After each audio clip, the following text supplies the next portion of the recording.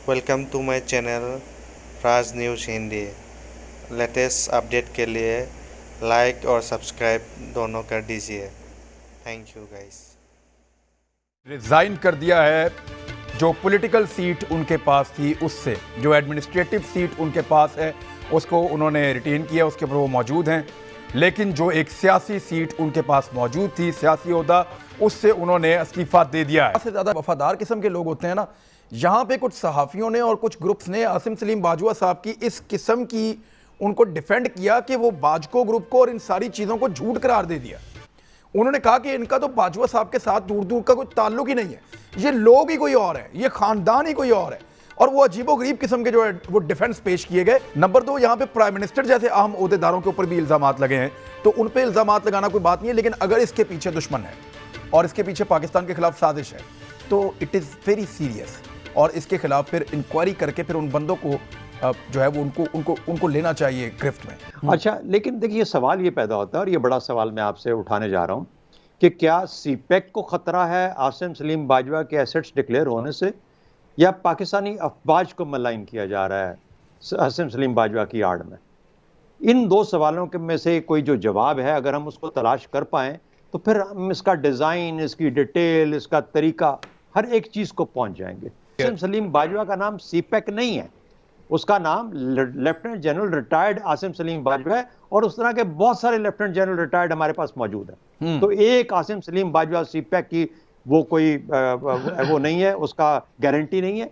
We will have one more general come and sit, अगर जर्नैल ही वहां पे लगाना है, अगर जर्नैल लगाना है, वरना बहुत सारे लोग और भी लग सकते हैं सीपैक को चलाने में, तो कोई इतनी बड़ी बात नहीं है।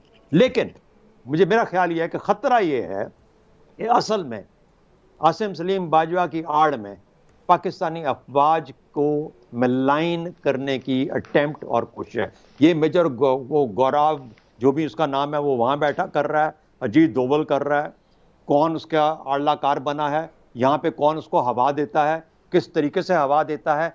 अगर हमारे सामने लोग हैं, हम नाम नहीं लेंगे, लेकिन ये खेल खेला जा रहा है। अच्छा, इसलिए मेरा ख्याल है कि बहुत ही एसेंशियल है कि अगर वो अपने ओहदे से हट भी गए हैं तो मेरा ख्याल है कोई माई का लाल उठे, अदालत में जरूर जाना चाहिए। कि जो आपने दूसरा दिया ना इशारा, जिसमें आपने कहा कि एक जज साहब के ऊपर भी ये मामला चल रहा है, मेरा ख्याल है उनकी क्रेडिबिलिटी के लिए भी, उस केस की क्रेडिबिलिटी के लिए भी आसिम सलीम बाजवा के केस को अदालत में जाना चाहिए। सीपैक का जहां मामला था, चीन परेशान था थोड़ा सा पाकिस्तान के लैक ऑफ फोकस और अटेंशन, और उसकी वजह सिर्फ ये थी कि पाकिस्तान इतनी जगहों पे बिखरा हुआ था। उसमें ये नहीं था कि पाकिस्तान सीपैक को आगे चलाना नहीं चाहता था, उनको गारंटी ये चाहिए फौज की। कि जो बात मैंने अपने पहले हिस्से में की थी, उसका इशारा बिल्कुल उसी तरफ था कि चूंकि अमेरिका, भारत, इजराइल इनको मरोड़ उठते हैं, न सिर्फ सीपैक के बारे में बल्कि पाकिस्तान की आर्मी के बारे में। पाकिस्तानी फ़ौज को जलील करने की उनकी तरफ से बहुत सी कोशिशें पहले भी हो चुकी हैं। वो तो कौम का एतमाद समझ लीजिए, या हमारे अफवाज जो है उनकी रेपुटेशन समझ लीजिए कि उसमें बचत होती रही। लेकिन ये कोशिश भी बिल्कुल मैं मुत्तफिक हूँ 100% शहजाद चौधरी साहब के साथ कि कहीं ऐसा तो नहीं है कि हमारी फ़ौज को मलाइन करने के लिए ये आसिम सलीम बाजवा को टारगेट किया गया है। तो ये बिल्कुल देखना पड़ेगा मेरे ख्याल से, इससे पहले कि हम ओवर रिएक्ट करें और इसको आसमान पे गुड्डी की तरह से चढ़ा दें। इन सारे अवामल पर गौर करने के बाद ही मेरे ख्याल से फर्दर प्रोसीडिंग होनी चाहिए, चाहे वो अदालत में हो, चाहे हुकूमती सतह के ऊपर किसी ट्राइब्यूनल या किसी कमीशन के हवाले से हो।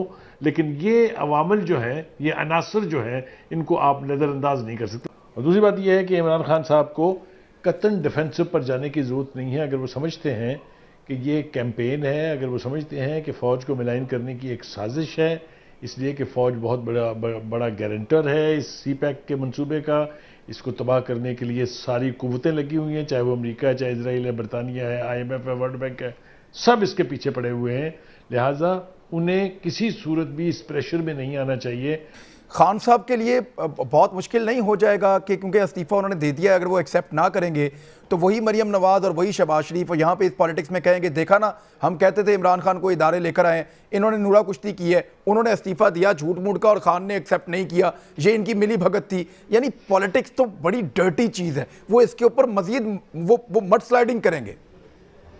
देखिए, पॉलिटिक्स वो एक पॉलिटिक्स है जो कि पार्टीज आपस में करती हैं। अगर हम उसको सियासत कहते हैं तो फिर तो हम उस सियासत से दूर हट जाते हैं जो कि उसका असल माना है। अच्छा, और असल मानवी लिहाज से जो सियासत है वो तो आपके मुल्क की सियासत है, आपकी रीजनल सियासत है, जियोपॉलिटिकल सियासत है। मेरा ख्याल में वहाँ पर तो कम से कम इन पार्टीज़ को इस किस्म की जो लोकल अपनी डोमेस्टिक पॉलिटिक्स है उसमें इंडल्ज नहीं करना चाहिए। देखिए, बात यह है कि उन्होंने 4-5 सफ़ों के अंदर अपना जवाब दिया है। उन 4-5 सफ़ों को पढ़ने वाले भी और जो इदारे जिनसे उनका ताल्लुक है, चाहे वो प्राइम मिनिस्टर का ऑफिस है, चाहे वो आर्मी का है क्योंकि उनका ताल्लुक माजी में आर्मी के साथ रहा है, वो पढ़ के बड़ा वाज़े तौर पे देख सकते हैं उस सारी एक्सप्लेनेशन के अंदर कि क्या कोई ऐसे झोल हैं जिनके जवाब और लेने की ज़रूरत है। तो ये भारत की नज़रों में बहुत अरसे से खटक रहे हैं। अब भारत का पूरा हदफ जो है वो अफवाज पाकिस्तान है, और आप तीनों अफराद मुझ समेत इस बात से मुत्तफिक हैं, और मुझे यकीनन इस बात पर फ़ख्र भी इस बात पर है कि हम लोग जब बात करते हैं तो मुहब्ब वतन पाकिस्तानी की हैसियत से बात करते हैं। हमारे नज़दीक पाकिस्तान सबसे अहम होता है। अब ये सारी बातें अपनी अलग हैं कि कौन कहाँ पर है, कौन कहाँ पर नहीं है, पाकिस्तान सबसे ज़्यादा अहम है। तो अफवाज पाकिस्तान जो काम कर रही हैं उनको मलाइन करने के लिए 2 आदमी अमेरिका चले जाते हैं, एक आदमी पहले से मौजूद है, और आप उसके अगर आप उस आदमी के ट्वीट्स देखें तो खुदा के खिलाफ, रसूल के खिलाफ पता नहीं वो क्या क्या लिखता है। उसके बाद दूसरा आदमी चले जाता है, वो वहां से इल्जाम लगाता है, उसके बाद ऑपोजिशन मिल जाती है, फिर वो चंद मखसूस